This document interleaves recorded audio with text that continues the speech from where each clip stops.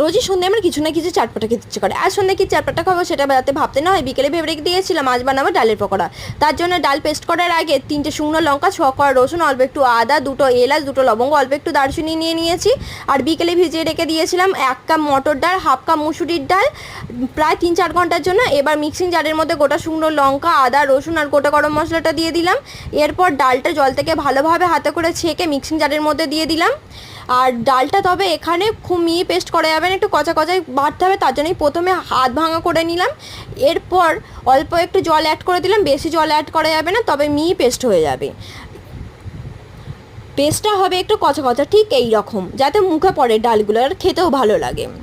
এরপর এখানে ভেবেছিলাম একটা বড় সাইজের পেঁয়াজ অ্যাড করবো, কাটতে গিয়ে পেঁয়াজটা বিপত্তি, যাই হোক বাদ দাও। এরপর এখানে ভালোভাবে 3টে ছোটো পেঁয়াজ দেবো, তারপর দেখলাম না 2টো পেঁয়াজই হবে। শুকনো লঙ্কা গুঁড়ো, হলুদ, লবণ দিয়ে ভালোভাবে মাখিয়ে পকোড়া ভেজে নিলেই তৈরি।